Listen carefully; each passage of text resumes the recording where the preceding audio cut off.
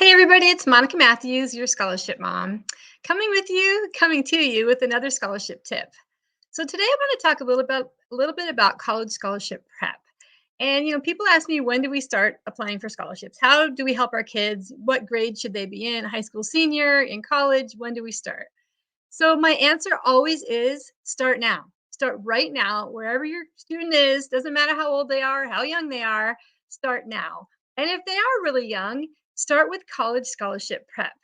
In my ebooks, my How to Win College Scholarship ebooks, I go through 18 different things that parents can do with their students, no matter how old they are, to help them become in a more favorable position when it comes time for them to apply for the bulk of their scholarships later in high school and in college. There are scholarships open to all students, but let's be honest, most of them will apply junior, senior year in high school and while they're in college. So there are 18. I'm going to go through five today. So then let me just point out, these are low pressure actions. These are not, making your kid write essays when they're in third grade every weekend so they can win a scholarship later down the road. It's totally not what I'm talking about. And it's not what I teach in my ebooks. Here are five. So here's the first one: volunteering. Value volunteering. Volunteer as a family. Find something that you're interested in and your student is also interested in that you can do together.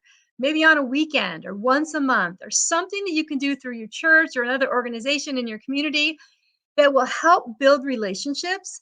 Later on, if they've done this, say they're doing, say, Meals on Wheels, and they've helped deliver meals to elderly citizens in your community for 5 years. Well, that is a lot. 5 years is a long term commitment for volunteering. And that's what scholarship judges value.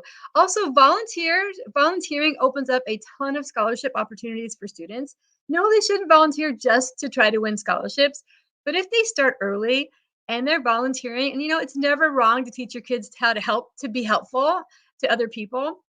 It feels good for you, it feels good for them, it feels good for the people that they're helping.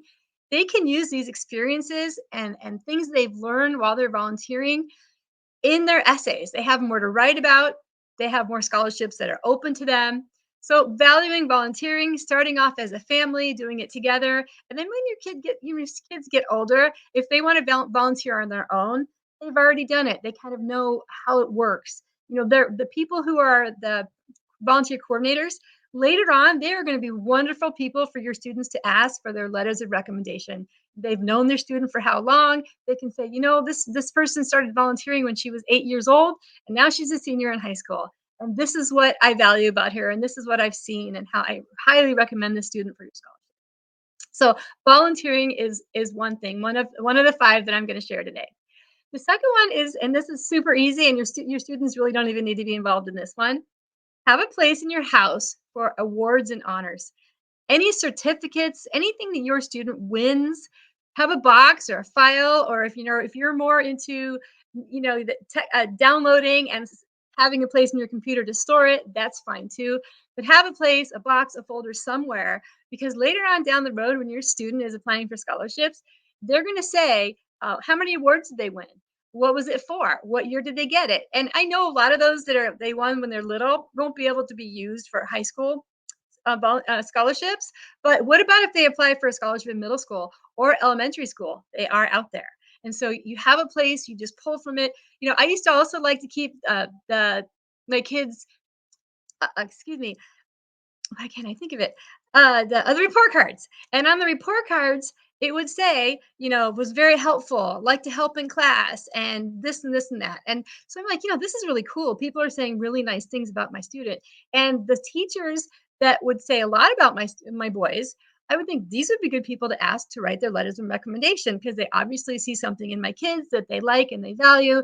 So have a place in your home for awards and honors. Just a box, a folder, whatever works for you. Okay, that's number two. Number three is encourage involvement. And this is more like in school or your community. It's a little bit different than volunteering. This is like joining a club like First Robotics, being involved in band and doing extra things on the weekend. Sea cadets.